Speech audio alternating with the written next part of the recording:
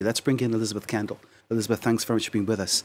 This is a really shocking circumstance, isn't it? And once again, it's a very sad observation that in a country where things are going badly wrong for ordinary people, once again, the victims. Yes, that's right. Rather than putting the blame on the charity or on those running this event, you just have to look at the bigger picture here, which is why were hundreds of desperate people flocking into that school for a cash handout of just a few dollars?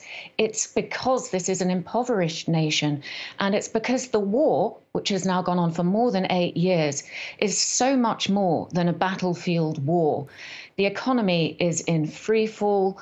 And the pledging conferences that the UN has held, particularly the one this year in February, are just not coming up with the cash needed.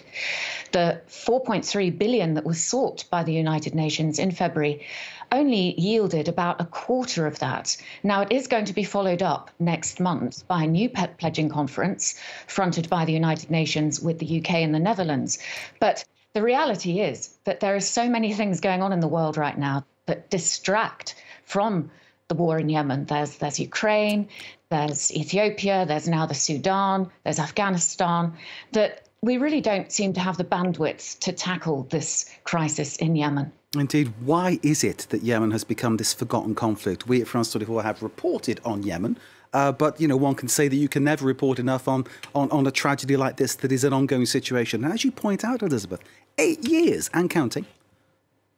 That's right. I think part of the problem is that we're not really seeing this in our faces directly in Europe or America. It's not like crises in Syria or North Africa, where refugees end up on our doorsteps in Europe. It's very much in a forgotten corner of the Arab world. And it's not a rich country. Yemen has always been a poor country, and it doesn't have much in the way of oil revenue. So it just doesn't seem that it's a priority. Now, there are glimmers of hope at the moment, so let's not be too down on this. There might be a pathway to peace in the offing right now. Well, let's hope that pathway is cleared and that pathway can be trodden towards peace. But in the meantime, we're not there. Is the fact perhaps the involvement of Saudi Arabia that's perhaps made the West and Western media rather cool on the story, you think? Well, I think it is a difficult path to tread because we have been supporting the Saudi-led coalition in this war in Yemen. It was supposed to be a quick war. It was supposed to last about 6 weeks. It has now lasted over 8 years, and it hasn't achieved any of the aims that it stated. It has not pushed back the Houthis. It has not made Saudi Arabia's border more secure, and it has not reinstated the old government. But nonetheless, Saudi Arabia is now looking for an out, and there are talks currently going on in Sana'a between Saudi Arabia and the Iran-backed Houthi rebels.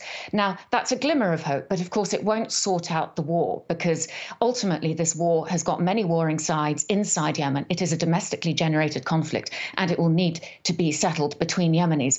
But it's a glimmer of hope. It's a start. I'm thinking back to earlier times in the war and certainly things that we reported on at the time of airstrikes hitting hospitals, atrocities being committed, clearly war crimes that will need investigating. There are many complicating factors going towards that peace, aren't there?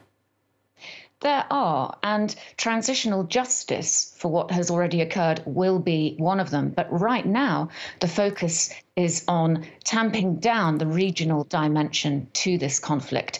And the hope is that the agreement signed between Iran and Saudi Arabia a few weeks ago. It's just a roadmap. It's not a polished agreement. But the hope is that somewhere in that lies a resolution to their respective roles inside Yemen, and that it will generate some kind of framework that can lead to peace talks between the Yemeni factions themselves. So all is not lost.